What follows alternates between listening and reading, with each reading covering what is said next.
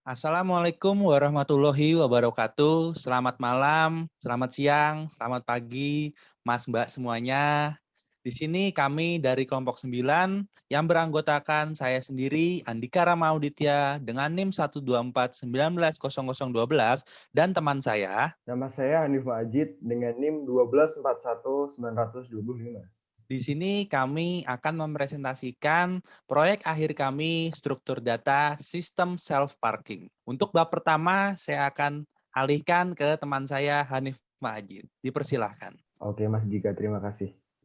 Di sini kami dari kelompok 9 ingin mempresentasikan hasil dari tugas akhir atau proyek akhir kami yang berjudul self-parking. Sistem self-parking merupakan sistem parkir di mana pengendara yang memarkirkan kendaraan pada tempat yang terdapat mesin parkir elektronik. Mulai dari memasukkan kendaraannya ke tempat parkir, membayar tarif parkir, hingga saat kendaraan keluar dari tempat parkir dilakukan secara mandiri. Karena banyak orang yang memarkirkan kendaraannya di seberang tempat yang dapat mengganggu pengguna jalan lain, serta banyaknya oknum-oknum yang memanfaatkan lahan parkir liar dengan tarif yang tidak wajar tanpa mendapatkan izin dari pihak yang berwenang. Nah, untuk itu kami ini ingin membuat sistem self parking yang ditempatkan pada tempat-tempat strategis yang sudah memiliki izin sehingga tidak mengganggu pengguna jalan lain dan menggunakan tarif normal pada daerah tersebut sesuai peraturan yang berlaku. Nah, dengan hal ini diharapkan dapat mempermudah pemerintah daerah dalam mengatur tempat-tempat parkir legal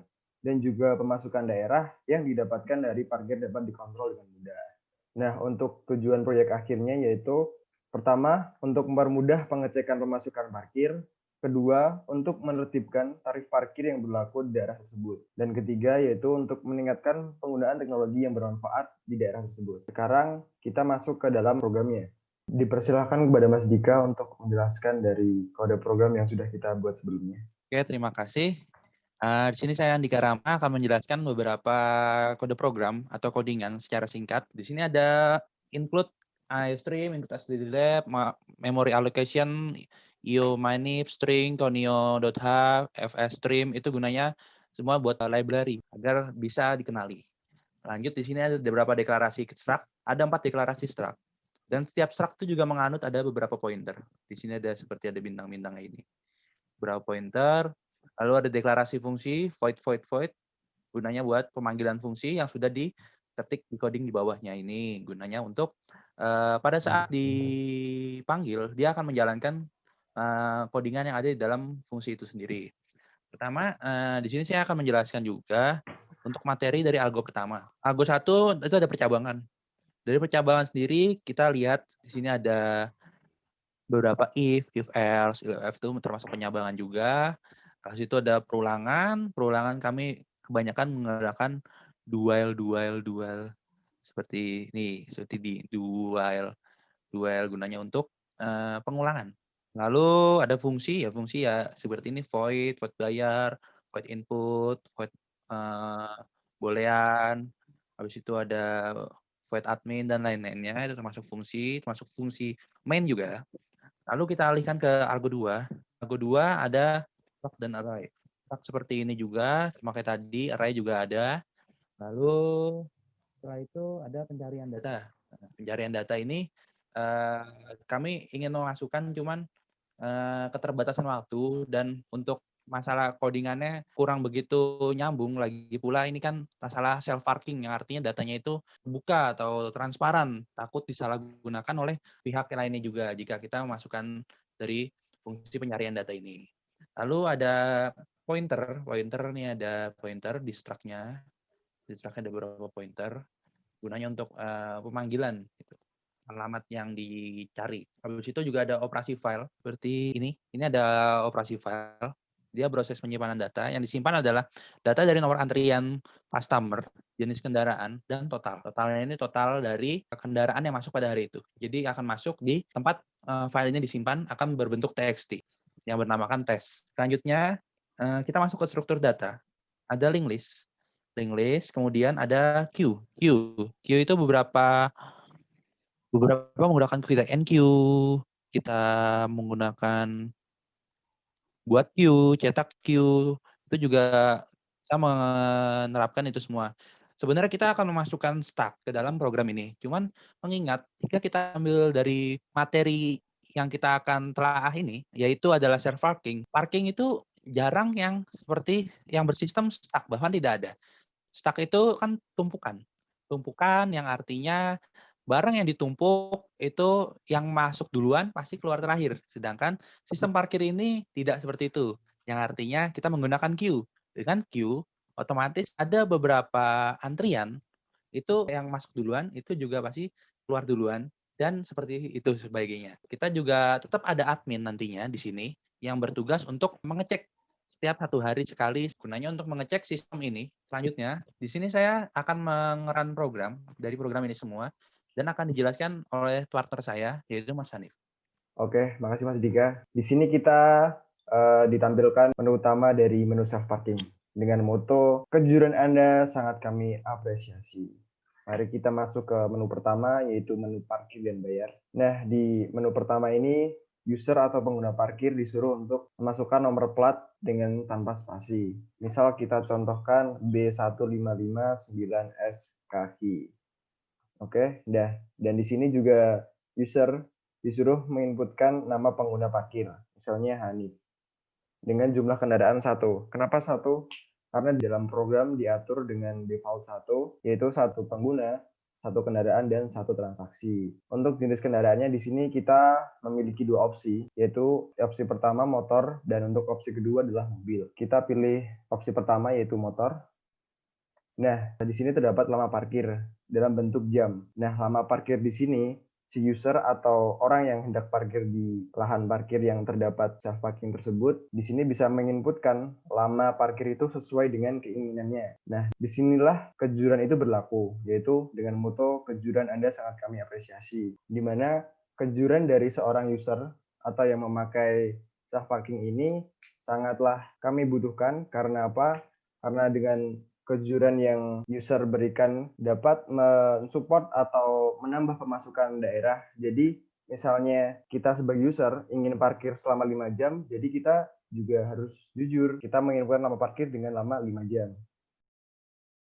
Oke, Anda menggunakan kendaraan motor dengan nomor polisi yaitu B1 yang sudah kita masukkan tadi dengan totalnya 10.000.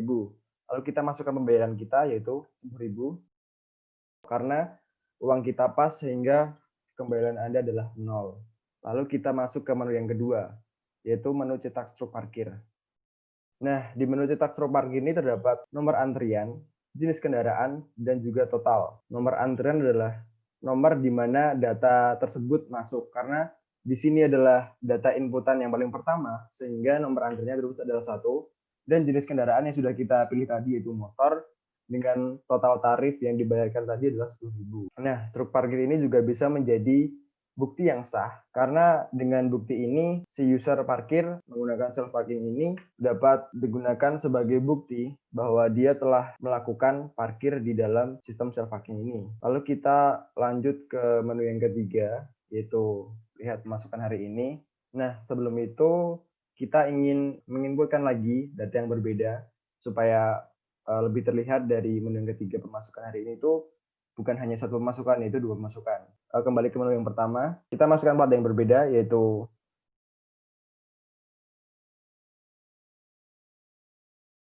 nah, Anda menggunakan kendaraan mobil, karena kita memilih mobil dengan nomor polisi yang sudah kita masukkan tadi, dengan total 15.000. Nah, misalkan kita nih bayarnya 20.000. Nah, otomatis di sini ada kembaliannya yaitu 5.000 yang akan diterima oleh user atau pengguna parkir tersebut. Terus kita masuk ke menu yang kedua lagi, yaitu menu cetak struk parkir.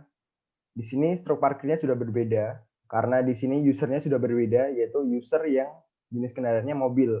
Sehingga untuk user yang pertama tadi sudah diambil struknya. Nah, sekarang kita masuk ke menu yang ketiga, yaitu lihat pemasukan hari ini. Nah, di menu 3 ini, menu admin. Kenapa menu admin? Karena di sini tidak sembarang orang bisa melihat atau misalnya kita tidak memiliki password untuk admin, user-user yang menggunakan sistem self parking ini dapat melihat pemasukan yang didapat hari ini. Padahal pemasukan hari ini itu adalah suatu hal yang secret atau hanya orang-orang tertentu yang boleh melihat dari pemasukannya itu. Seperti tujuan yang sudah disampaikan tadi, yaitu tujuannya untuk mempermudah pemerintah dalam mengatur pemasukan yang didapat dari parkir. Kita masukkan password-nya. Nah, di sini akan tampil nih dari semua data-data yang telah masuk ke dalam sistem self parking ini. Di sini ada nomor antrian 1, yaitu user pertama yang kita masukkan tadi dengan jenis kendaraan motor dengan tarif totalnya 10.000, dan juga nomor antrian 2, yaitu user kedua yang sudah kita masukkan tadi dengan jenis kendaraannya yaitu mobil dengan totalnya 15.000. Nah, dengan ini total pengunjung hari ini adalah 2 orang yang sudah menggunakan sistem self parking ini, dan totalnya adalah 25.000, 15.000 dari user mobil dan 10.000 dari user motor. Data-data pemasukan ini tuh akan disimpan ke dalam file.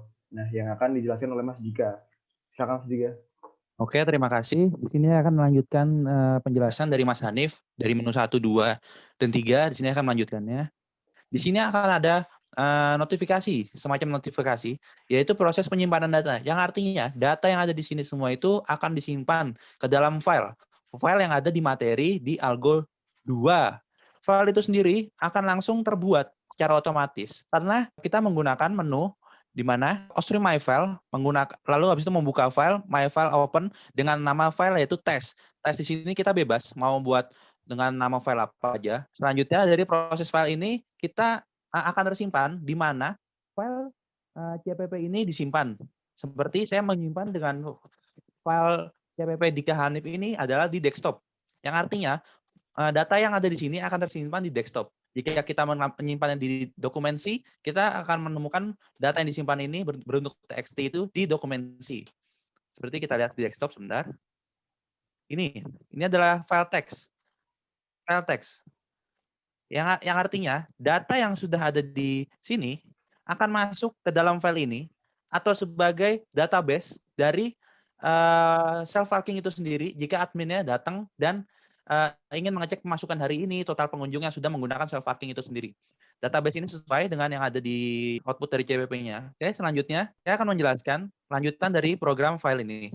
Jika di enter, dia akan kembali ke menu utama. Setelah kembali ke menu utama, otomatis ya menu 1 parkir selesai, menu 2 cetak parkir selesai, 3 layanan pemasukan hari ini selesai. Yang keempat adalah layanan pemesanan. Layanan pemesanan adalah menu yang dimana bisa dikatakan sebagai alarm atau alert. Gunanya untuk bahwa pemesanan atau proses sudah dilaksanakan. Seperti kita akan membuka 4. Pesanan dengan nomor 0 telah dilayani. Yang artinya antrian 1, 2 itu sudah dilayani. Kembali ke menu, hanya sebagai alert, tidak ada perintah apapun lagi. Kita akan coba cetak. Di sini kosong. Kenapa kosong? Karena data yang sudah yang udah masuk tadi di struk parkir itu, seperti yang terakhir ada mobil, ada motor, itu langsung terhapus semua. Ketika langsung dihapus semua, dia akan mengulang dan akan memutus semua program ya. Ibaratnya data yang tadi itu di reset lagi ke awal, ke parkiran itu kosong lagi. Dan ini biasa dilakukan oleh admin karena dia akan meriset kondisi parkiran itu penuh apa kosongnya lagi setiap misalnya sehari 2 kali, di sore dan di malam hari seperti itu. Oke, berarti kondisi parkiran itu kosong. Jadi kesimpulannya adalah self parking ini merupakan teknologi parkir yang memanfaatkan kejujuran dari pemakai parkir tersebut. Karena untuk menciptakan seorang yang memiliki jiwa kejujuran tinggi, untuk menguji dan untuk melatih kejujuran dari pengguna jasa self parking itu sendiri. Jadi pertama, untuk menyamaratakan tarif parkir yang ada, di sini kami menyediakan aplikasi ini atau menyediakan sistem ini untuk menciptakan kualitas manusia atau masyarakat yang menggunakan sistem parkir tersebut agar menjadi lebih jujur dan untuk berbohong tuh mikir 2 kali. Oh, hal seperti ini sudah terang-terangan, maksudnya harus bohong dan hanya hal uang 2.000 sampai 5.000. Intinya masyarakat akan terbiasa untuk jujur, di mana kejujuran itu nantinya akan sangat berguna jika dilatih dari hal sekecil ini dulu. Jadi begitu kesimpulannya. Oke, sekian presentasi dari kelompok 9 bersama saya Andika Rama dan Hanif Majid. Pamit undur diri. Mohon maaf jika ada kekurangan atau salah kata atau kurang penjelasan dari kami berdua. Kurang lebihnya mohon maaf. Billahi taufik wal hidayah. Wassalamualaikum Assalamualaikum warahmatullahi wabarakatuh. wabarakatuh.